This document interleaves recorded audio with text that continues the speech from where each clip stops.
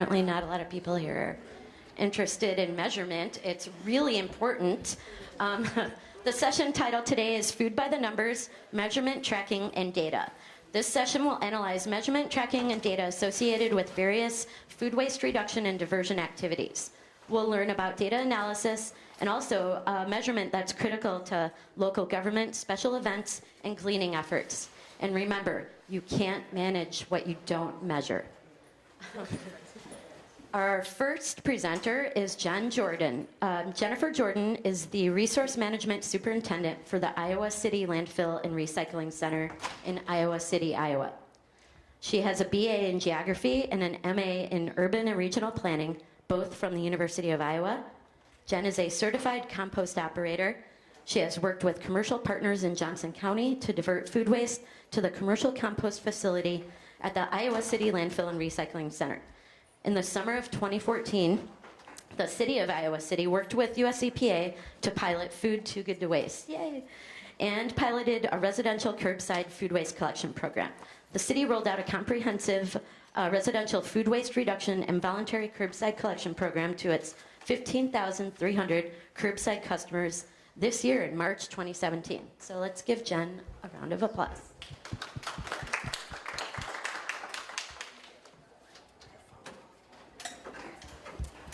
Someone, do you have the clicker? I do. Okay. Awesome.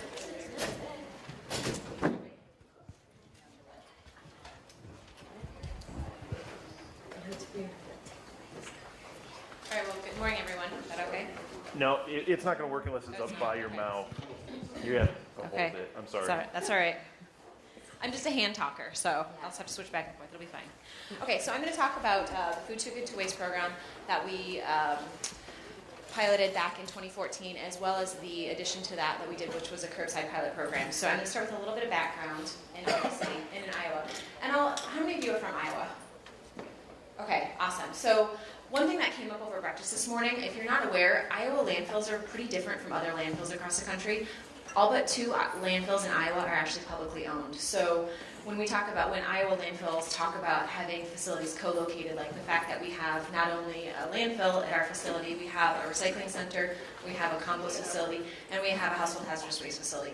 That is really, I think, from what I understand from other places across the country, is really unusual. But that is the standard for most Iowa landfills and recycling centers. So if that helps give you a little bit of background why there are landfill people talking about some of this stuff, we're also composting and recycling and hazardous waste people. So we wear a lot of hats.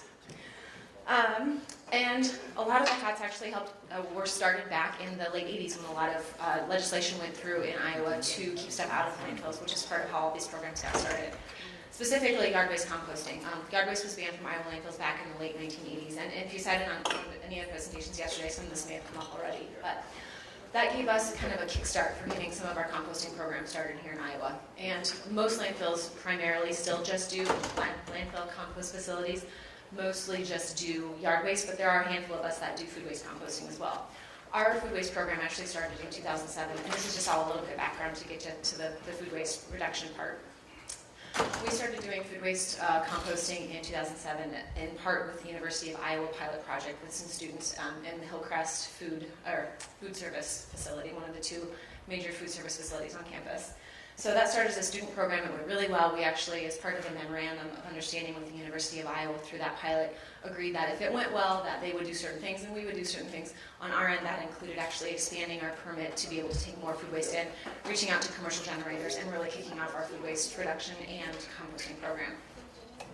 So in addition to that, we have a couple of other things going on. So in 2011, we actually, and this isn't on here, but in 2011, the Iowa City Landfill participated in a waste characterization study. I keep wanting to say food waste characterization, but a waste characterization study with other landfills and transfer stations across the state of Iowa. So we have a snapshot of what goes into not only our landfill, but statewide. So we can see with pretty good certainty that about 15% of what goes into Iowa's landfills is food waste. So that was a huge push for us to start thinking about this.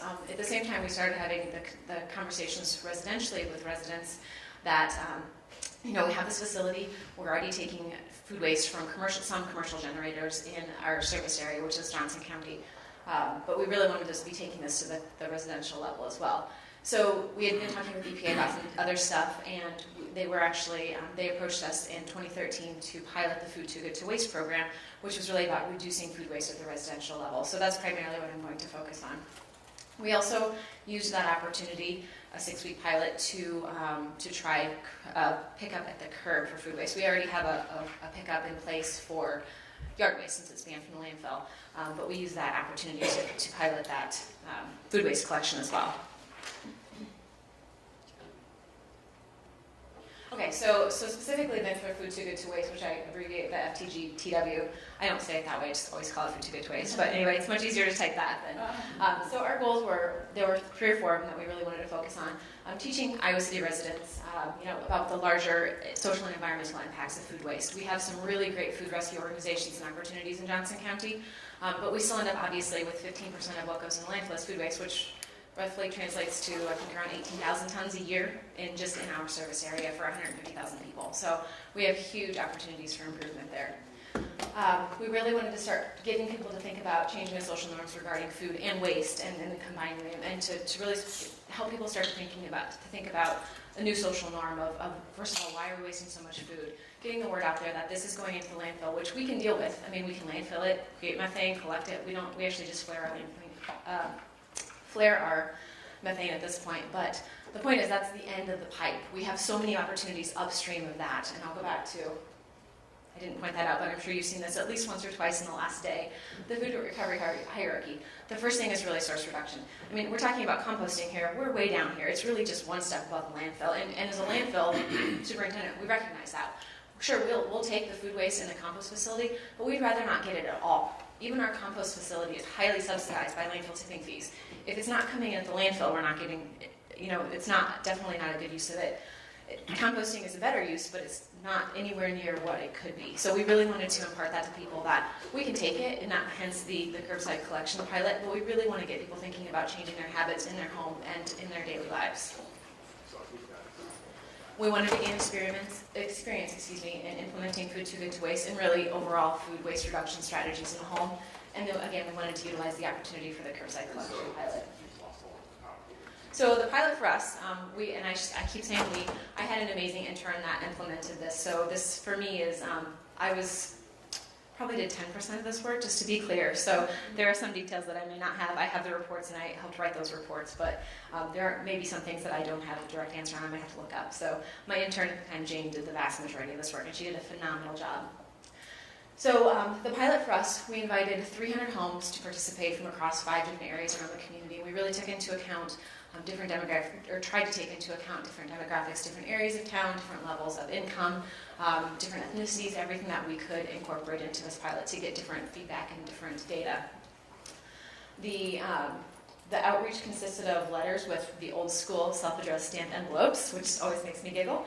We did yard signs in neighborhoods. We did door hangers. We did direct mailing. We did a lot of social media outreach to tried to get to these specific areas. And we also did the open houses in each neighborhood. So that was really about face-to-face contact. We wanted to get the information out to these households that we were, in as many different ways as possible, that we were trying to get some information. There would be benefits from them. There would be no cost for them to participate. They would get all this cool stuff, blah, blah, blah. So really tried to use the tenets of community-based social marketing to get them to participate in this project. So of those 300 homes, we got surveys back from 52 households, which we were okay with. It wasn't great, but it was a good start. So the pilot for us then looked like it was a 6-week measurement opportunity. So the first week, we did just the baseline. So I'll back up just a little bit. So once we had those 52 households respond, we basically got them onto an email list and started sending them information about here's what the pilot's going to look like, here's when it's going to start, here's kind of the outline. The first week was about just collecting data. So we got them the buckets to collect, we got them scales, we got them bags to line their little containers with. For the ones who were interested in the curbside portion as well, we got them containers or set up how we were going to collect from them. So the first week for us was a baseline, and you can see my red stars here. These are the things that we would have done differently. So a lot of the other pilots that have done Food Too Good to Waste, or a lot of the other communities, have actually done longer baselines. And I'll show you some more specific data here in just a minute. But we just did 1 week thinking that we wanted to get this started, we want to get people rolling and get into this. So that is something that we would have done differently. We also measured preventable and inedible food waste together. And you know, this is really easy to look at and see here. Jane and I spent hours talking about the terminology for rolling this out. So if you think about what is preventable food waste, it's wasted food. It's the half a banana that I didn't eat. Well, what's inedible? That's the banana peel. So conveying that to our participants was challenging. We ended up going with just a combined weight. So at the end of the week, our participants just took one weight of their one bucket of food waste, whether or not it was preventable or not. So I'm not sure, and if there's someone else involved with food too good to waste here, perhaps Gail can talk about that later, how some of the other projects did that. But I know ours in particular combined them, and that's something that would have been challenging to do differently, but I think we probably should have tried. So then weeks 2 to 6, the participants got lots of information, probably too much in some weeks, and I do have copies of some of the emails that we sent out. I don't have it on the projector on these presentation, but if anyone's interested, we do have some of that information. So we sent the strategies, which there are 4 main strategies that are involved with food too good to waste. There's a ton of information on the city website about this too, and I'll have that up at the end here if you want to check those out. A lot of them are really good common sense stuff, getting people to think about, oh, don't shop when you're hungry, or make a grocery list, or shop from your fridge first, or shop from your freezer first. So some of it's really common sense type stuff. The other thing is, I actually really got a kick out of this one. You can put a lot of stuff in a smoothie. If something's starting, you have some fruit that might be starting to turn, or something else like that, throw in a smoothie. So there are techniques all the way along the spectrum for reducing food waste, so it doesn't have to go into that green bin. We did Facebook prompts, we did yard signs with encouragement, reminding especially people to check their email. And some of the, I would say 4 of the 5 neighborhoods were areas with, and one actually was a giant cul-de-sac. So these were specific areas that we had laid out intentionally, not only to meet demographics, to try and get different demographics, but to try and physically kind of section them off so we could really get to those people physically as well and get them yard signs out. And so 1 or 2 yard signs might have been enough for an entire neighborhood. And then the data collection itself was a weekly weight. And I don't think I have, no, I didn't put it in. The weekly weights was really just what people collected. So we had given them the tear weight. They got a sheet each week that said, here's, or a sheet that said, for this week, fill in what your food waste weight was. And we had these little handheld scales that they used and were able to keep then. So that's kind of the big picture of the pilot program. Afterwards, of those 52 households, we really struggled to get data back. As you can see, we only got 27 households data back out of 52. So starting from 300, only getting 27 back, it's a pretty small sample size, obviously. And then the weight data itself was a little bit higher. So with the post-survey, we did a pre-survey and a post-survey asking people what their perceptions were of food waste, how much they thought they wasted in the beginning and at the end, and it's interesting to see those differences in what people thought versus what they did, as with any survey probably. So that was some of the survey data. We also asked things like, were they vegetarian or vegan? Did they have their own garden? Did they already have a compost bin? Trying to gauge their level of awareness of not only food reduction and food weight or food waste reduction, but kind of how much they really thought about food. So I have some interesting data on those too. And then the kicker, of course, was entering to win a gift card from our local co-op if they returned. So their survey data. Okay, so getting into a little bit of the data here. This is, again, using the 1 week as baseline, and I'll show you the alternative had we used 2 weeks. So you can see the first week was really about trying to establish the habit of actually getting those measurements through in their little green bucket. So the first week we saw about a 4.7 pound per household average for how much food waste got put into their green bin. The second week really increased. So that we think in part that was probably because of learning more, getting those habits established, that type of thing. You can see that the data kind of bounced around over time here. Give me just a second here. Okay, I'll come back to seasonality in just a minute. But you can see that the numbers really changed over the course of the week. If you look at just that first week as baseline, is people really starting to develop those habits, it actually looks like the amount of food waste overall went up. Now, if you flip this a little bit and average those first 2 weeks as the baseline, you can see there was actually a slight decrease in the amount of food wasted. And just a reminder, this includes both the banana that they didn't eat and the peel that they didn't eat. So we didn't separate out the inedible versus the preventable food waste. So we did see a slight decrease. I think had we separated those out, we probably would have seen a significant decrease. That's my gut. Some of the demographics that we collected were about income, as I mentioned. This is kind of a pretty big income range, but you can see 30 to 50,000, 50 to 70,000, and above 70,000. The average food waste per household actually increased slightly across that range. Again, super small sample size, so don't take this as gospel, but for what it's worth. This one is particularly interesting to me as a gardener. The households who were self-proclaimed gardeners actually had significantly more food waste. So if you think about when you go to buy, I'll use the example of lettuce at the store. A majority of that outer part of the head of lettuce is probably already, it's left on the farm or wherever it was grown, with the CSA or with at the farmer's market. If you're growing it yourself, you're going to have that extra part that you're going to then, in this scenario, actually weigh and count. So there's bits and pieces that are involved with gardeners that may not get to the point of the consumer at the store. So a pretty significant difference. And this is per week, you can see. Or excuse me, for the whole total. So 33 pounds for gardeners versus 26 for non-gardeners. Okay, so this one's really interesting as an Iowa girl. So this took place through the second half of June and the first part of July. So actually June 8th through July 13th. So if you think about what is perfect timing for this, it's the availability of corn and really good fresh fruits and vegetables, right? So also the holiday week of the 4th of July, we saw an increase. So this is something that we talked about a lot too with the people who participated, and I have some anecdotes kind of at the end. We definitely had people say, my weight was heavier this week because we had a party and had watermelon rind. So people were almost defensive about the fact that they had higher weights in some weeks, and it was something that we definitely paid attention to. Okay, so for the curbside collection bit then, and I'll kind of just glaze through this. Again, whenever we do messaging for the program, we really include the food waste reduction aspects first. We want to be able to pick it up, but we really want people to think about saving money, which I didn't include the financial aspects of that in here.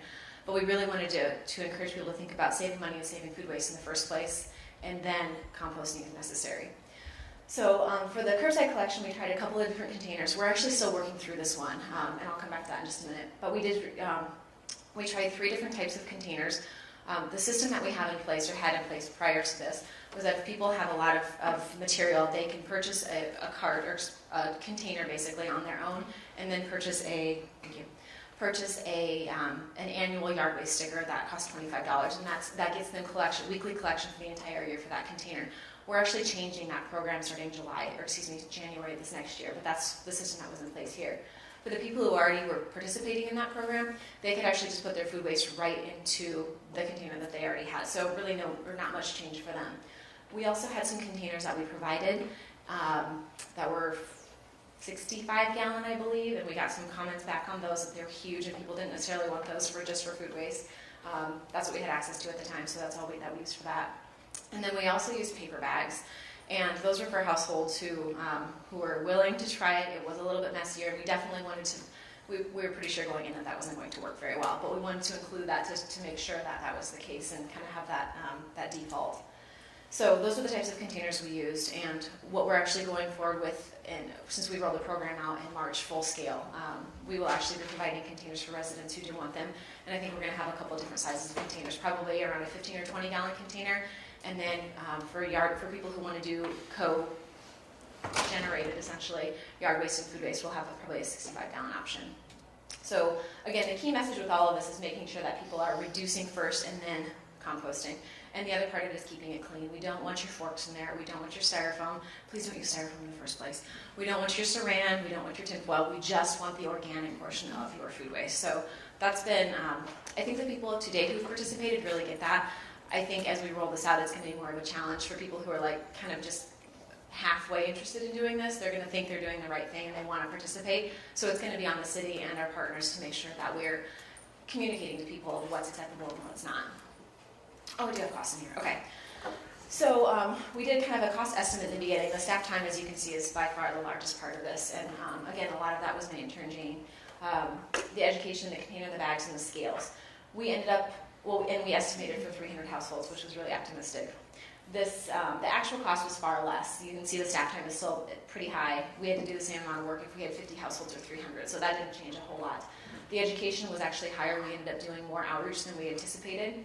and the container bags and the scales were significantly less combined. So the initial cost, the cost per household then for the pilot was about $200, and again, this was over 6 weeks. So, and this was really hand-holding. This was multiple touch points per week per household. So in rolling out a program full scale, that would be ideal. We can't afford that, and I don't know of any community or business that can. So we will definitely have to be more efficient in getting the word out as we're continuing to roll out the new program. Okay, so some of the feedback and lessons, I mentioned a couple of these already. Do a longer baseline. I'll jump down to the lessons here first. Do a longer baseline so we have a better sense of what's really happening in the beginning, and then separating out the inedible versus preventable food waste. So those are two things that we would definitely at least try to do differently.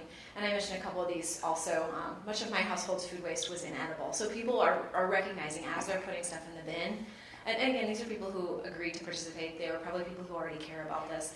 But they're really, some households got particularly defensive about the weight of that watermelon, really increasing their weight that week, or that watermelon rind. So that was interesting. People overall said it was easy or somewhat easy to do. And again, these are people who wanted to participate in this. So as we're talking about rolling this out to a larger community, it's really important to keep in mind that we're sharing with people that it's easy, but we have to help them understand that they do have a little bit of work to do to make sure it's clean and that it's not contaminating the rest of the process. And I think probably my favorite one, I'm now more aware of food waste going into my household, or of food going to waste in my household. There we go. We did a lot of before and after. I didn't include those, but on the surveys we did a lot of information on that, of people thinking of, again, what they thought they wasted versus what they did waste. And even in my household, my stepkids can attest to this. I'm a little bit of a Nazi about it, and even we waste food. I'm aware of that. So it's really important to get us to be thinking about that and paying attention to it, and changing our purchasing habits or donating or whatever the options are before it gets to the green bin. Okay, so ongoing steps here as I'm wrapping up. We have a ton of information, including all of the strategies for the Food Too Good to Waste program on the website /food waste. As you look at that, the structure of that website is very intentional. The food waste reduction things are way above talking about the curbside collection. If people in Iowa City want to participate in the curbside collection, that's awesome. We want them to.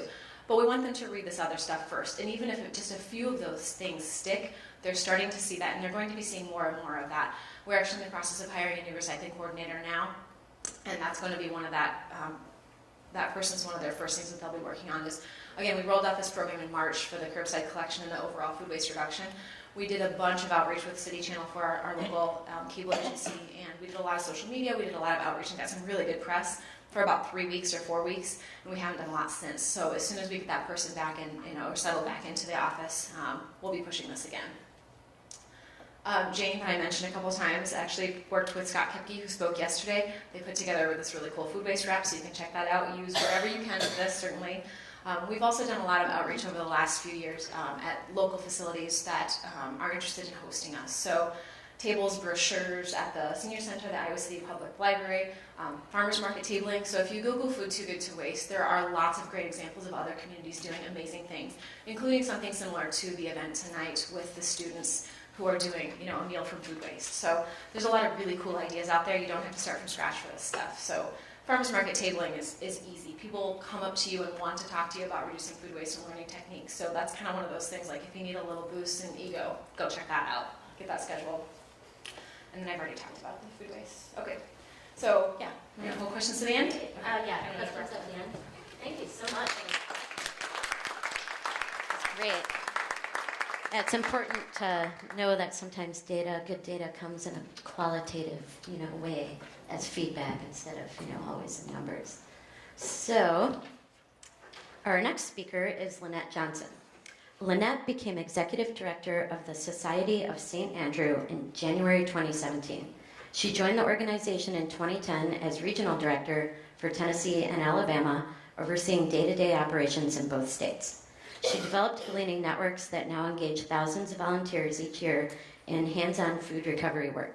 In just 3 years, that work put about 14 million servings of nourishing food on the tables of hungry folks from Alabama and Tennessee. In late 2013, Lynette joined Society of St. Andrew's national staff, serving as director of church relations. In this capacity, she invited congregations into the conversation about hunger and food waste, introducing them to the possibility of cleaning to feed people in need right in their own communities. Lynette's prior careers have included stints as a church educator, pastor, editor, and magazine art director. She holds degrees from the College of William and Mary and Scarrett Graduate School. Let's welcome Lynette.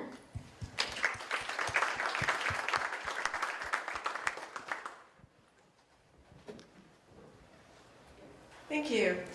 So we're going to look at a different side of the food loss scheme, going back to farm level food loss. And we're going to look at quantifying, purposing, and reducing that. And we're going to do it specifically by looking at one crop on one farm.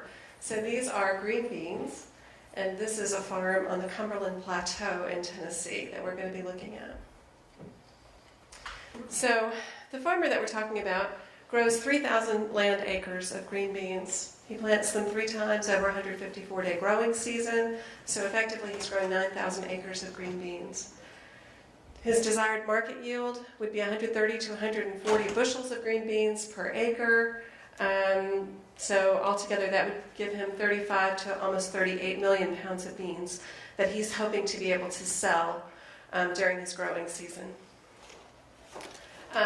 Quantifying his market value, this just really gets you down to say that if he sells what he's planning to sell, he's going to make $2.7 million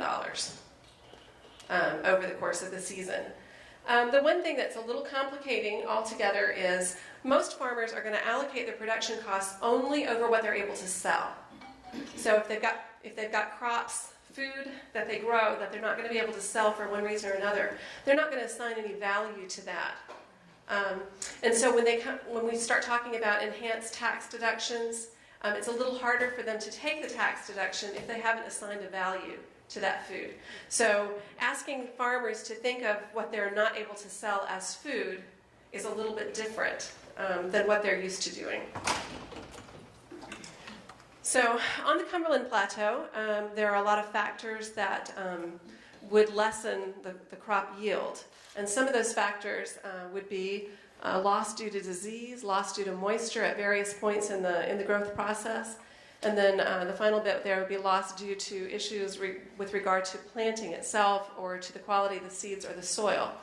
So these losses, disease, moisture, seed issues, etc., reduce the crop yield. And there may not be any product that's even edible by humans when the crop yield is reduced, or by animals either. And so farmers, they factor their crop loss estimates into what they plant because he wants to have his yield, so he's going to plant enough extra to be sure that he gets what he's got a contract to sell. And so in this case, he's planning for 44 to 70% crop loss every year. So if it's a good year, you already know he's going to have quite a lot of oversupply. Again, crop loss and food loss are not the same thing. And recognizing that may be a significant change in thinking for the grower to recognize that whether they're losing the crop or whether they're losing actual food at the end. Food loss occurs, or food waste occurs when edible crop yields go uneaten. Some of the causes of farm-level food loss, commodity pricing standards. I'm sure many of you all are familiar with the USDA commodity pricing standards. There's a PDF for every kind of fruit and vegetable out there, 4 to 28 pages that describe the size, the length, the width, the color variations, the number of blemishes, anything like that. So they completely define what is sellable as a type A or a type B or a fancy grade of produce. So commodity pricing standards have a lot to do with what is considered sellable or not. Sale contract requirements add another degree of precision to what farmers have to do. So in this particular case, this farmer has a sale contract for 3 to 5 inch whole green beans. So that's all that he's going to sell is 3 to 5 inch whole green beans. So whether there is a sale contract, so sometimes sale contracts fall through, that can contribute to food loss at the farm level. Market price, if there's been a glut, then the market price may drop so low that it's not worth the farmer's while to harvest the crop at all. There can be labor or equipment issues. This labor issue is one that is becoming more and more of an issue now. with the immigration issues that are going on politically. And sometimes just equipment doesn't work. There was a situation about 5 years ago in Louisiana, the cannery that cans all the sweet potatoes in the country. Their equipment broke down just at the time when sweet potatoes were needing to be canned, and they didn't have redundancy of equipment. So there was about 6 weeks worth of sweet potatoes with no market for them because the cannery wasn't working. Let's see, harvest timing. If the harvest comes in early or late, that can be an issue. Harvest volume can be more or less than they expect. Weather issues with green beans. If it rains hard on the Cumberland Plateau 2 or 3 days before the crop is due in, it's ruined. Packaging issues can be any number of things. With bananas, sometimes it's that they put 2 boxes together and they use 2 box bottoms, and so there's no barcode on the box. And so then when the truck gets to the distribution center, what's in the truck doesn't match what's on the manifest, and so the whole truckload will be rejected. Transportation issues, again, that could be temperature in the transportation, it could be unavailability of transportation, it could be it gets there too late. And rejection at destination, again, at the destination point, they're going to be checking the quality, and if 10% of what they look at doesn't meet the quality standards, they'll reject an entire truckload. So in this case, the farmer harvests in the morning all over the Cumberland Plateau. His trucks are coming into the packing house around noon.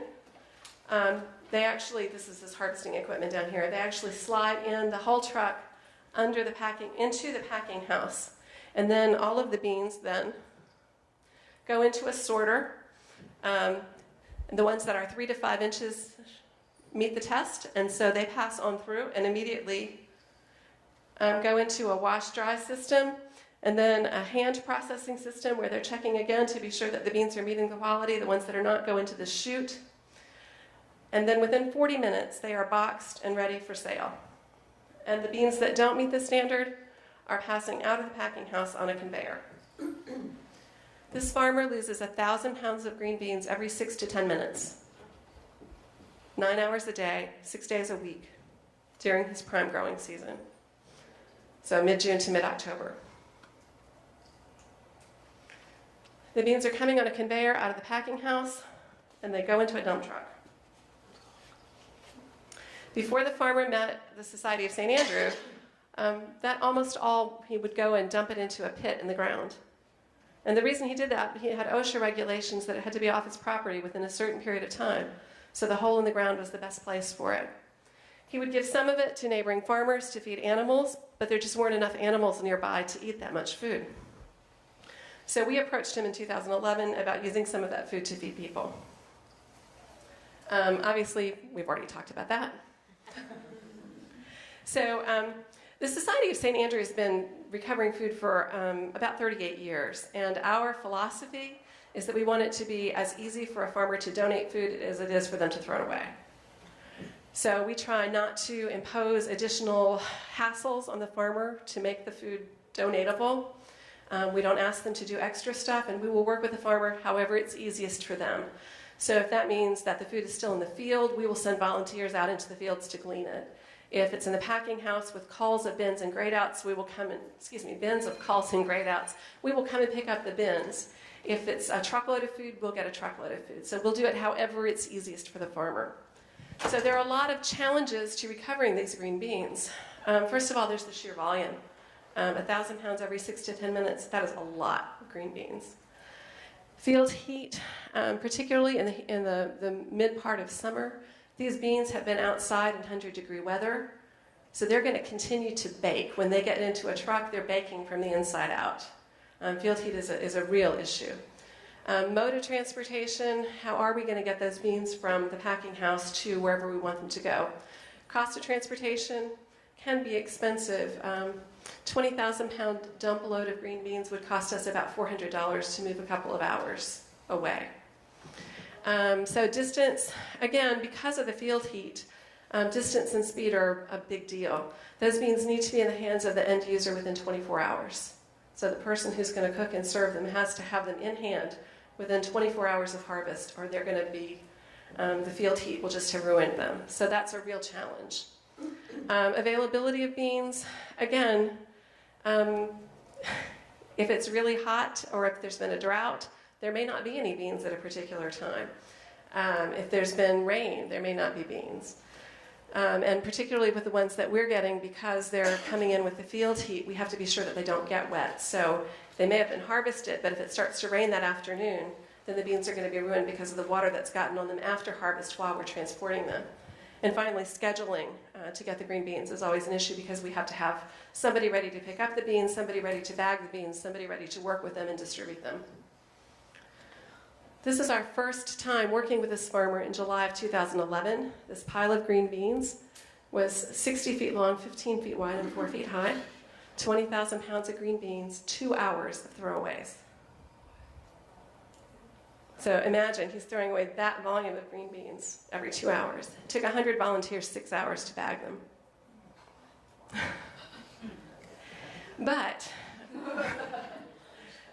So these beans were harvested on a Friday morning, and by 2 o'clock Saturday afternoon, they were all distributed across a 9-county radius in Tennessee, and every bag was in the hands of an end user.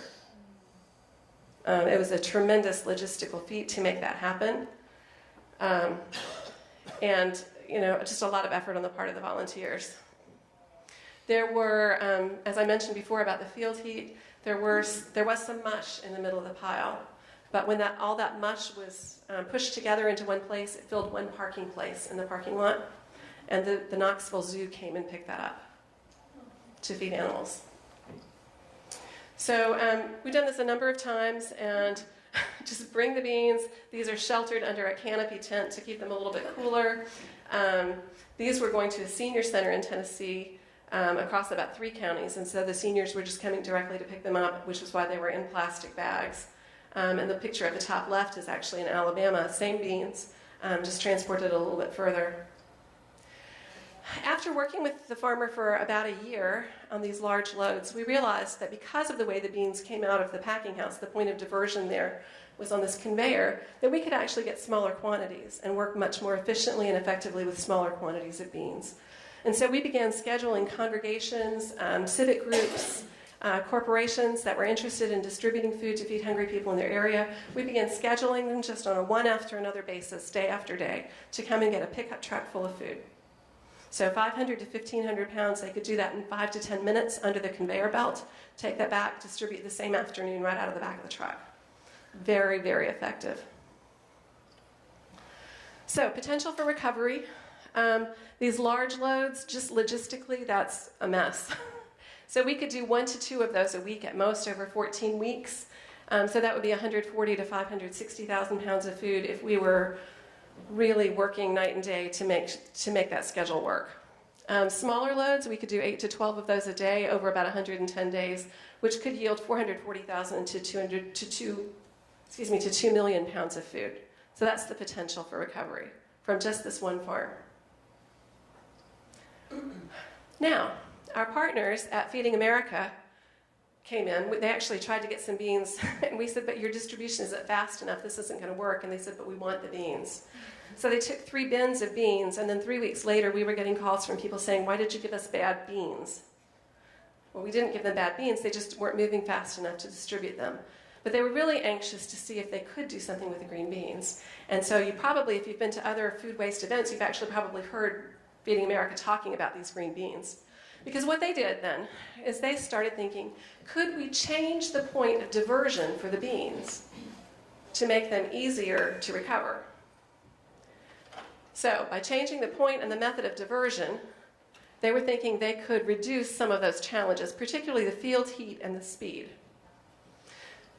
So what Feeding America did was they got the grower to agree to put in a second processing line in his plant. So they got a grant to cover the cost, and then according to the contract, it actually belongs to the farmer, not to Feeding America, the line.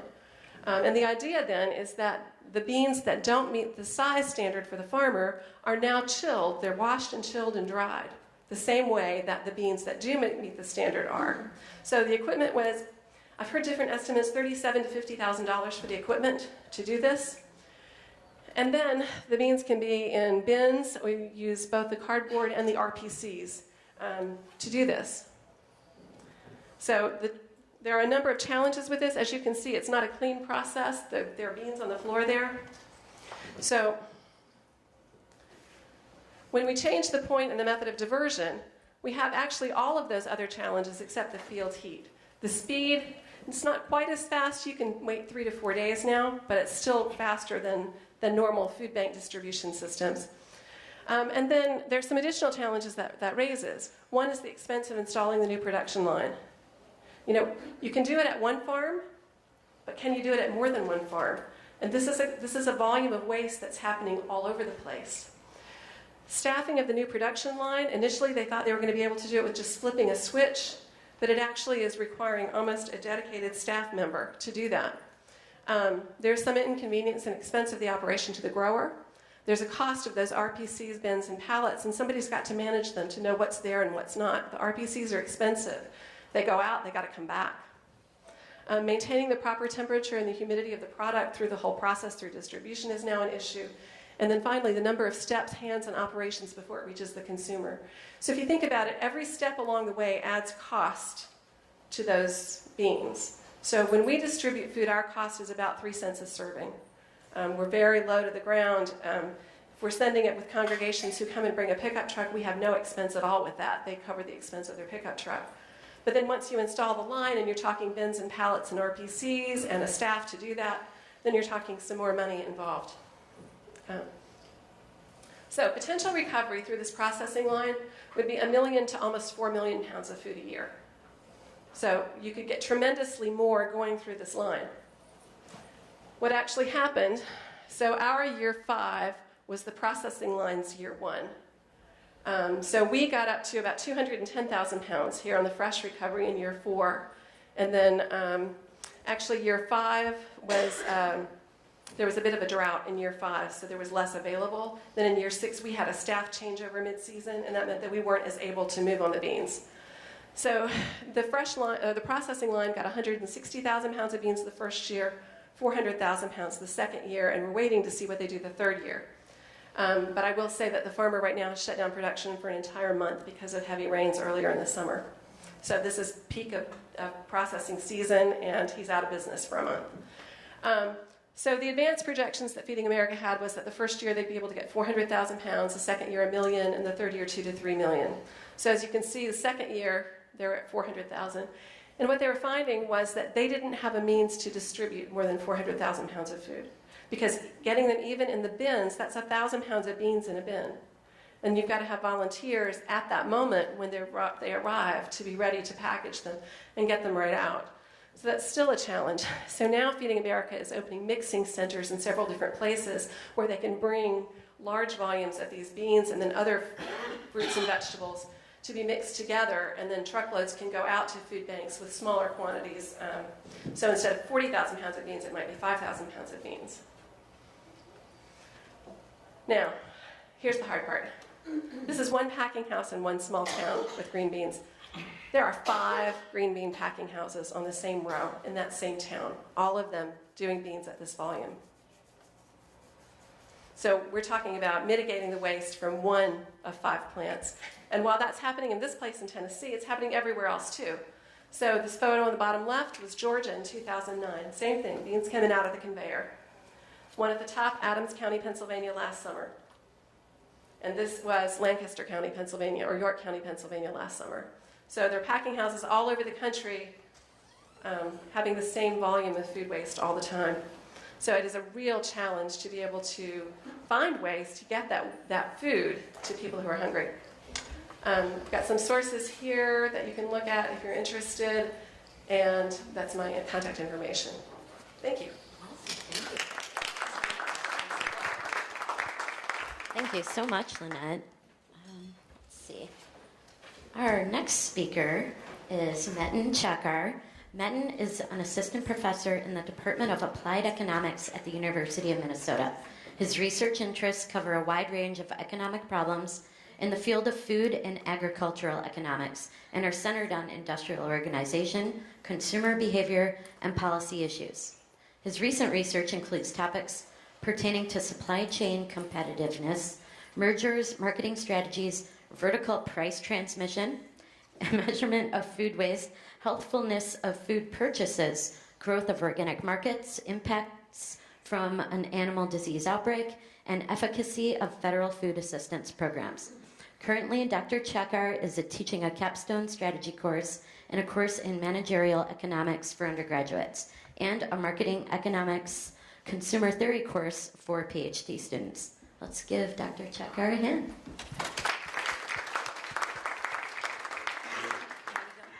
Thank you, Julie. Good morning, everyone. Thanks for coming to our seminar today. I'm going to talk about the paper I'm going to talk about is titled On the Measurement of Food Waste. This is just accepted. It's going to be forthcoming in the American Journal of Agricultural Economics. My co-authors, Mark Belmar and Cakir Peterson, they are professors in the same department. And Lindsay and Vieta, at the time they were graduate students, and now they are assistant professors. Vieta is in Cal Poly, and Lindsay is in Colby College. So when we started thinking about the food waste issue, we actually, as economists, were approaching this as, well, let's think about causes and consequences of the food waste.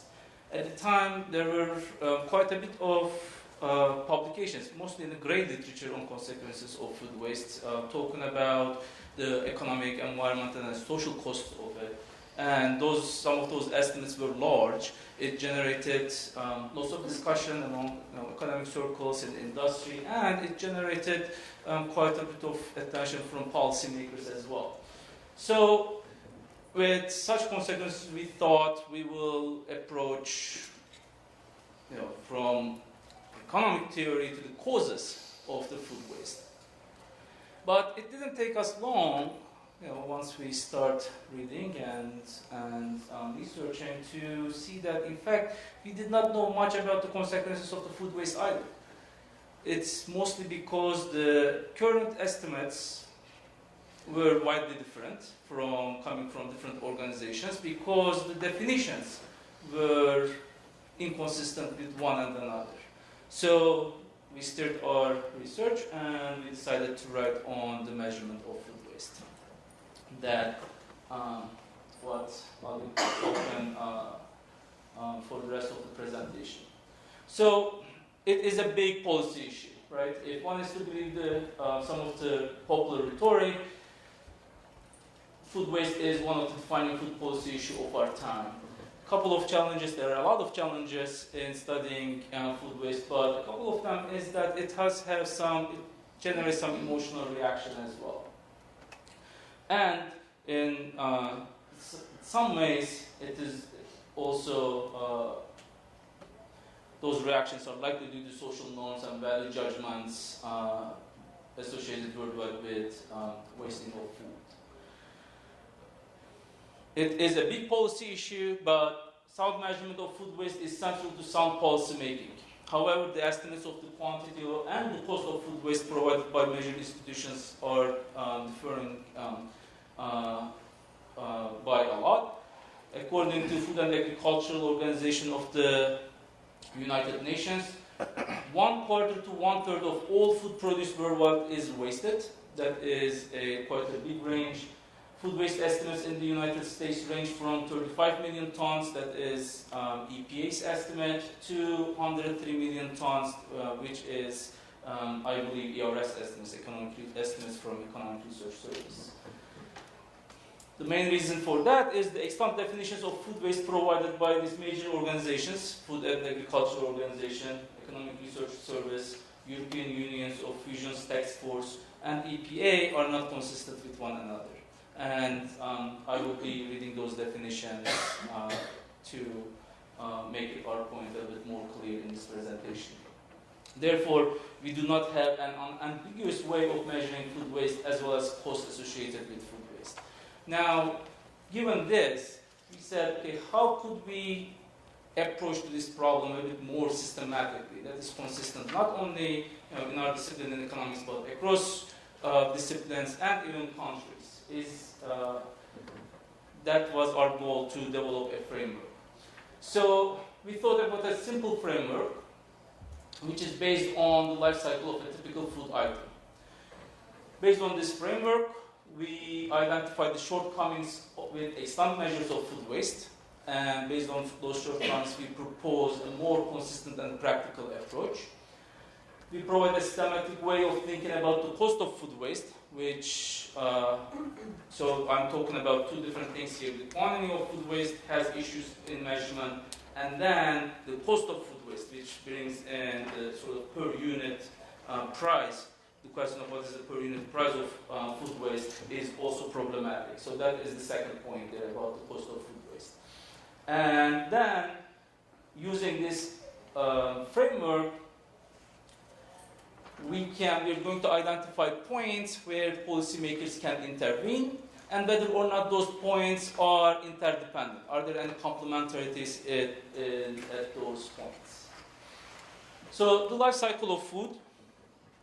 This is the most generic supply chain. It applies to almost any food item that you can think of. Suppose at the upstream we have growers, then the food flows from growers to processors to retailers, and at the very downstream to consumers. As food moves down the supply chain, food loss occurs in each of these stages. Okay? And once food loss occurred, it happens either that food goes to landfill, or it is recovered for food use, so it is put back to supply chain, or it would be recovered for non-food use. Now, the food that is put back to supply chain might also be end up a portion of it can also end up in landfill.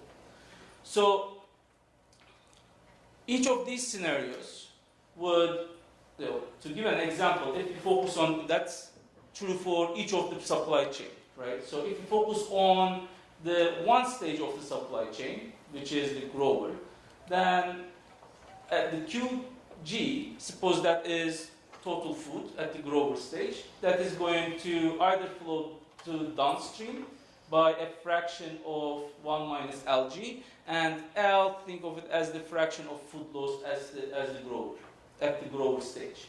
Okay? So then what is happening, the question is what is happening to that LGQG, that is food loss, the fraction of all food available at the grower stage. That is either going to be diverted back to supply chain at a fraction of D,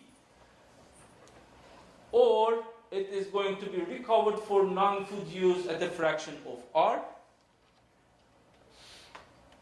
And a fraction that is diverted back to supply chain would be eventually consumed. That is CDL, that is the fraction that is C. The remainder goes to landfill. And the remainder is given by that term 1 minus C times DLQ. Now, we don't know what these parameters are. All of these are policy intervention points. Their size or estimates would actually determine the policy priorities, which I will talk about shortly. To put it in a picture, this is the life cycle of a typical food item. The left panel shows the food supply chain, the food flows from grower, processor, retailer, consumer, and the right panel just opens up what happens to food in one stage of the supply chain. Okay? If we are at the upstream, suppose that is grower, it is either flowing to downstream or going to food loss at a fraction of L. And then that food loss is going to either divert it to food use at a fraction of D, or recovered for non-food use at a fraction of R, or goes to landfill. The part of landfill does not include the food that is eventually consumed. So this picture tells us, it is many of the questions that we are looking for. First, how do we define food waste? Is food waste, so those ovals in orange are already consumed by humans. Okay? So then the question is food waste only landfill, or it is also landfill and food that is gone to non-food use? We will see when I read those definitions, that is one of the major diversions. Most definitions include this, food that is recovered for non-food use as food waste, although it is being used. The second point that we make with this figure is that now each of these L, D, R are policy levels. Okay. It tells us where policy makers could intervene to be able to reduce the food waste. Third, this is universal, right? This is, for example, it applies to developed countries as well as to developing countries. The only difference would be, the food life cycle is the same in each of these countries. The difference would be what these parameters are. For example, in developed countries, the food loss at processor level may not be high. Why? Because our processors have high technology, they are efficient, they have minimized the food loss. But in developing countries, that could be large. And on the contrary, in developing countries, food waste at the consumer level may not be large because food is a large portion of their income compared to food waste that is happening at the consumer level in developed countries. So this is the central figure for our paper. It also prioritizes the policy priorities. For example, once we know what those parameters are, those parameters obviously needs to be that. Thank you. That went fast. I'll be quick. Tested, but depending on what those parameters are, the policy priorities can be directed to reduce the food burden accordingly as well. Talked about this. So definition and measurement. I'm going to read quickly what these definitions are. So FAO says food loss is defined as the decrease in the quantity or quality of food. Food waste is part of the food loss and refers to discarding or alternative non-food use of food that is safe and nutritious for human consumption along the entire food supply chain from primary production to end household consumer level. So this definition includes food all food that is removed away from the supply chain, including food that is recovered for non-food use. The ERS definition, I'm not going to read the whole, let me skip this one for the sake of time, is very similar to FAO definition. It does include food that is recovered as food waste. It starts from the post-harvest. The main difference between FAO and ERS definition is that the ERS does not consider pre-harvest food, wasted pre-harvest food as food waste, but FAO does. The fusions definition does include both food that goes to landfill and food recovered as food waste, but in addition to what ERS and FAO does not have, they also include inedible parts as food waste. So that is actually another big challenge in measuring food waste. One of the big challenges is that do we include the food recovery? Another big challenge is how do we define edible or inedible food? That across cultures that could easily change the definition of what is edible food. EPA's food waste is the most straightforward. It is the food that goes to landfill. But they only measure it at the retail and consumer level. They do not include pre-consumer food generated during food waste generated at the pre-consumer level. I already mentioned this. Because of these definitions, FAO, ERS, and fusions, they do include food that is recovered as food waste, we argue that the estimates of food waste are overestimated because that food did not end up in landfill, that is actually might have been put in productive use, such as biofuels or fertilizer or so on. That is one argument. In return, we actually offer a definition which we believe is more consistent and practical. And that is, suppose Y bar is all quantity food that is produced, and there are end users and potential productive users of food. We define food waste, that is the difference between Y bar and the food that went through all productive uses. In other words, food that ended up in landfill, we define as food waste. That is easier to calculate compared to measuring food waste at each stage of the supply chain and figuring out whether they are used as they are recovered or not. In addition, this definition also does not have any value judgments because all food that goes, it is edible or inedible, doesn't matter. All food that goes to landfill will be measured as food waste, and therefore it is practical and it will be consistent across regions and nations. The value of food waste, we argue that it is also overestimated, and that's mainly because those definitions imply measuring food waste at transaction prices or retail prices. If food is not transacted, there will be a markup component that shouldn't be accounted in those cost estimates, but they do. Therefore, the cost of food waste is overestimated. ERS actually calculates all food waste, even if it is wasted at the processor level at retail prices. Therefore, it is overestimated. We'll stop here.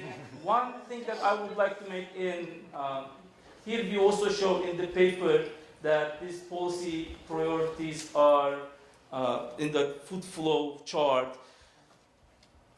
The policy levels are independent. That is, if we invest, for example, in technology to promote diversion of food loss to non-food use, it might be moot if the policies that reduce food loss has been so successful or it is easy to implement. Okay? The bottom line of this interdependency is that all stakeholders should be connected and in touch when they design the policies to reduce food waste. Thank you. Sorry. Thank you. Really good. Thank you. Sorry about that. And also, I thought we had 90 minutes. We don't. So I have to stay. Our next speaker is Stephanie Katsaros, who is a social entrepreneur, thought leader, and business strategist. Stephanie founded Brightbeat in 2010 with a focus on environmental stewardship and social responsibility. She builds multifaceted sustainability programs for businesses, municipalities, facilities, and events, raising the bar for responsible operations and public engagement. So let's give Stephanie a hand. All right, I'm going to try to be kind of fast because we don't have a ton of time. Don't worry about it. This is a girl picking up recyclable cups at a concert. And it's just a small example of the kind of programs that we put together. It really is about how do we engage whoever's generating waste to help be involved in the cleanup. And so we'll kind of quickly go through the way we analyze resource recovery programs. It includes food as part of the comprehensive plan, and who are the stakeholders, and really what do the numbers tell us. Quick kind of what perspective I'm coming from and what part we play. Again, it is a consultancy, so we work sort of directly in and with clients. It could be at a stadium where we're working with all the operational partners, or at a corporation where we're helping to lead a green team and we're really trying to integrate what they do on a business level and business practices, but also on a culture level. operational and environmental efficiency is sort of where we begin, and then we strengthen that with communication. So again, if people have a reason to feel engaged, a reason to care, they're more likely to have behavior change, as you've heard. Resource recovery impact, we've got this guy, Mike, here. He's got his compost bag, recycling bag, and trash bag. He's an eco-educator at it's actually the New Belgium Tour de Fat is that event. And so the people who are there, the participants at the festival are involved at the little eco stations, understanding what goes where and why. And so why do we compost food? We can get into that conversation with people with beer in their hand, which though they may forget, the ones who remember link it to a good feeling, and it's that positive energy and sort of that positive environment in which we work that we hope has a chance to make a really big change. The expanded social impact and collaboration is kind of taking it beyond the data points that relate specifically to what are we doing, how many tons of food, how are we measuring and determining and defining, all of this information. It goes beyond that. And this is jorts for charity at the Goose Island block party, literally cutting jean shorts that were taken from like a resale shop, and people were paying to cut ugly jean shorts, and that money goes to charity. It's impacting positively a shelter, or actually that was a women's home, but food shelters, Salvation Army. I mean, there's just so many people we can positively impact doing reuse, which food recovery is essentially just a type of reuse. So that's what we do. And the Chicago Sustainability Task Force and the Illinois Food Scrap Coalition are two organizations that represent a lot of the advocacy work we do. Julie's involved at the US EPA Region 5 in, as sort of a resource partner in really bringing together stakeholders. So if what we're doing at different events and facilities that we deal with, and what the hospitals are doing in Chicago and McCormick Place, our big conference center, our airports, our schools, our park districts, we're all talking together. We're talking to brands, United Airlines, brands that are based in Chicago. How can we all work together? And I think we sometimes look at stakeholders as a supply chain, who's involved from the input to the output, but it's also who's influenced and impacted. And when we think about that and who can benefit from being involved, that's where there's opportunity to make change and get funding too. So anyway, that's, sorry, a little bit more than I meant to say about Breakbeat. Over 1,700 tons diverted, if we're talking straight numbers, since we sort of got started working in what included recovery, food donation happening. That was one of our eco stations that I mentioned, very random mix of clients. So measuring success, when we look at the numbers as our point of measurement, it's got to mean effectiveness. And what is effectiveness but goals? So setting up a goal, identifying what it is quantitatively, establishing a method and metric of measurement, kind of to Metin's point, we need to know what we're talking about and be able to define it so we can judge our success. So kind of beginning with sort of pre-cycling, if anyone works in recycling, you have to first look at how do we minimize the generation of waste by looking at how to buy less packaging and things like that, or buy less packaged items. Well, setting the goals and determining our data and our metrics help us to make a more easy to identify system, and then also to do a better job in terms of gathering the proper reporting and data. So communicating that which we need to all the stakeholders involved, and then using that for our own analytics. Two quick examples that took place in the last 2 months.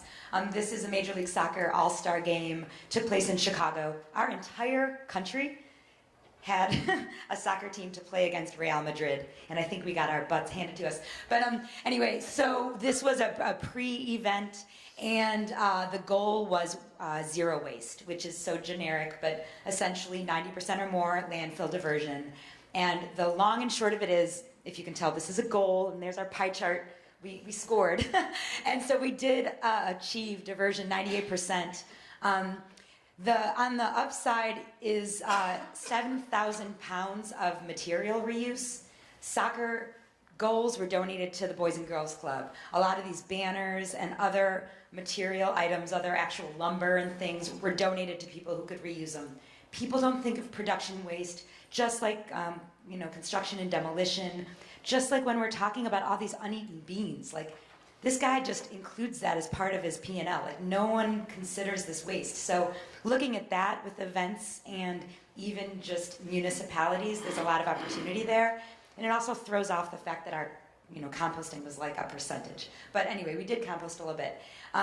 The one key element I want to mention on this is that we used internal measurement because basically we couldn't trust some of the information we anticipated getting from the waste hauler, which happens sometimes. The second event is Electric Forest. It's not an EDM festival, but there's a whole lot of electronic dance music for those of you not in the know. And a lot of partying goes on here, but it's also real feel-good because it takes place in a forest and there's a consciousness level at this festival. So the goal was, we were hired in 2016 and really only 6 weeks before the event.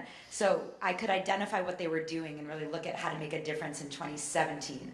So the goal was to beat 2016 resource recovery and also really focus on food. And so here's the long and short of it. I could talk forever about how long it took to gather the data. The number one thing, if we look to the left, the reporting and verification requirements was key, because I have all the numbers that went down. We went down 26% in the amount of the percentage of metal we recovered, and 2% less grease, 83% less wood. Well, those numbers were not verified. That was like some dude with a truck who told us how much. And like, these people are friends. And there's not really a way to define the information, or the farmers. Like, there's just a lot of people who don't think about this stuff, so the numbers aren't defined. So anyway, it's something to look at when we talk about numbers, that are they real? Are they real on the back end, and are they real on, kind of the front end? So that was a sort of key. Another thing was good internal partners, people who were engaged. If you're talking about in a kitchen and how are we minimizing food waste in a prep area, or realizing that the prep area really generates a lot, that goes on to the material management analysis. Like, what is controlled in what locations on the front end and during and at the end. So kind of going back to the soccer pep rally, all of the 7,000 pounds that we repurposed and donated was all during the strike. You've got the build, the run of show, and the strike, and the event business. And it's all coming in the strike. But if you realize when you have 24 hours to get off this public square in Chicago, or you have 1 week to get off a farm and get it back to, ready to really not grow, but anyway, to make it clean again, that's not a time to start calling around. So who wants some food? Who wants all these beans? That stuff has to happen so far in advance, and really understanding when and where that material will be generated, so you've got the pickup trucks ready to take things away, was something valuable that we literally learned. It also was a 2-weekend festival, so kind of mistakes in weekend 1 were resolved in weekend 2. So yeah, reporting accuracy is key. And kind of in summary on this one is just that we increased recovery in all of our previously verified streams, and 37 more tons were recovered. So it sounds like it's a success story and we can pat ourselves on the back. However, it was 2 weekends, and the total material went up. 686 tons of waste was generated, and we only diverted 38%. I'm not happy, honestly. And part of it was because that 551 pounds of landfill waste was packer trucks driving around the campground, pulling stuff that was actually sorted. We did so much work, and then they just put it, I could swear, in packer trucks. And so that's just got to do with what do we do next year, and how do you look at the people who don't want it any harder than it is, and don't want it to cost any more than you're paying now to just pack it in a packer truck and throw it in the landfill. Like, that's not an okay point to which we build our solutions. It's going to be harder, maybe, but there is a benefit. And if we don't hold people accountable to if it's wrong, all the waste and the impact behind the waste, I don't think we're really going to get to solutions. And I know everyone worries that it's a money thing, but it essentially can cost the same or less to put these things in the right place. And composting 35 tons did not cost more than landfilling it. Actually costed less. So cost less, excuse me. So that's sort of the quickie on that. And just a few photos. So, like who makes it happen? And again, these are a lot of kitchens and these are a lot of partners. Food vendor, tattoo guy, he's got his buckets, he's collecting all his stuff behind his little space. And then we have these, they're not volunteers because they're paid with concert tickets. Long story, dude is playing drums on his buckets, but he's excited about it. So now there's the cook in the back who feels good that we're finally composting because it may or may not have happened at past things they've done. He feels good. This guy who's helping to pick up buckets feels good. And then we've got the chef over here from catering. He feels damn good because we donated so many meals to teen shelter. It actually helps kids to rehab through if they had drugs or other issues. Anyway, they got all this food, and that's only one of, I think, the 3 trucks that we donated food. So that's all that happened. We went from greater than 1 ton to more than 34 tons composted and more than 7 tons donated as compared to 2016. So lastly, beyond the numbers, kind of what does this sort of stuff mean? 7.3 tons of diverted food is, if you take a pound per meal, which is the way our partner measures it, 14,600 meals were donated. I mean, that's changing lives. That's changing people who are food insecure to being secure and able to think about the future. 80,000 people attending an event is not only a huge opportunity for education with those fans, but there's management and staff who are working, who now realize that there's a better practice that they can take home with them. Most of the food vendors have brick and mortar shops or restaurants somewhere in the country, and they kind of travel on tour during the festival season. We're impacting them. And then contractors, you can hold contractors accountable. And I don't know why it seems like so many people I talk to are scared of their waste haulers, because they want them to pick up their garbage. And we have a dumpster, and we don't want to start talking about compost because they really want us to just put it in the trash. It's like, you're paying them, and you can require what you need them to do, or your maintenance team, or your kitchen help. You can require what they do, and then their improved behavior makes a huge impact. Reporting requirements and the accountability associated with that, I already said.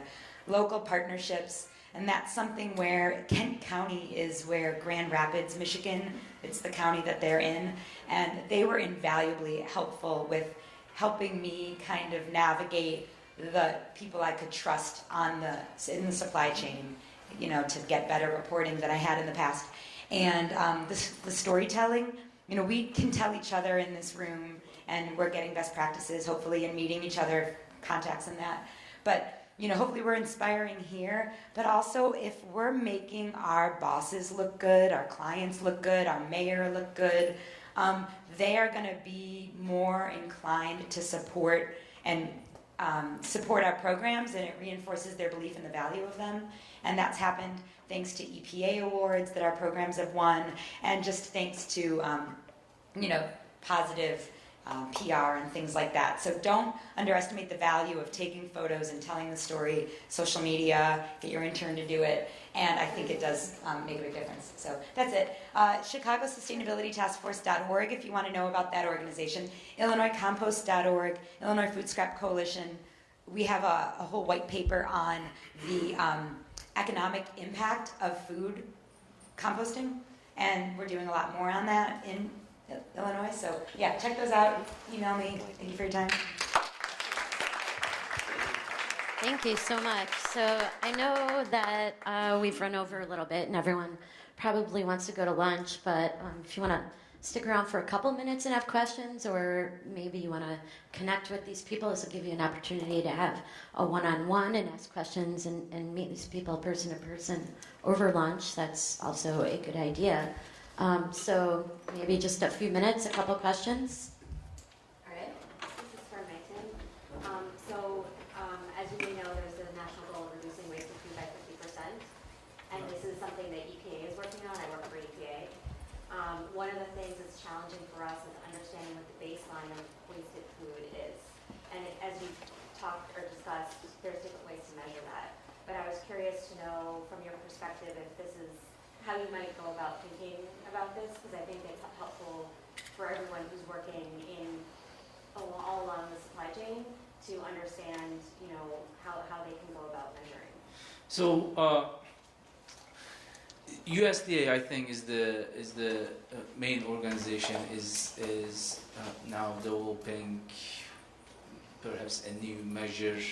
They had early estimates at Economic Research Service, and I don't know exactly the details, but they've been revising their estimates, getting into new sources, and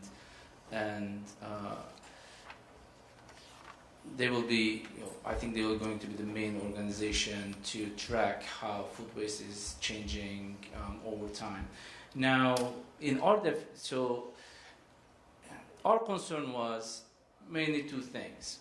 One, if food is not in the landfill, that if it is recovered, it shouldn't be counted as waste.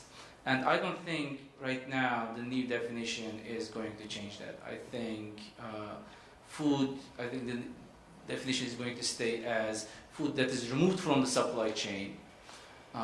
This is edible food that is not consumed by humans, is going to still be counting as food waste. And that is overestimating. So, it's given that definition, I think there are two things here. One, are we going to cut the food waste by 50%? That is, okay, what are we doing in terms of increasing the food recovery and diversion of the food and decreasing the food loss? That is one aspect of it. The more efficient we get at that, perhaps we will hit the target. And the second is, okay, how do we measure this? If we would overestimate it before and we are overestimating later again, when we measure this, perhaps it's not going to change. Well, it's the issue of, are there data sources and is there good modeling? And there's it's, I think, a combination of the two. And I was just curious, from a real-world implementation perspective, if you had some thoughts. We can talk about it. This might be a little too in the weeds for... My opinion is that it would be consistent both across regions and through time if you only focus on landfill. But I'm not sure if that's going to happen anytime soon. So. Thanks. Anyone else? Any other questions? All right, good. Well, let's get Thank you so much. I really appreciate it.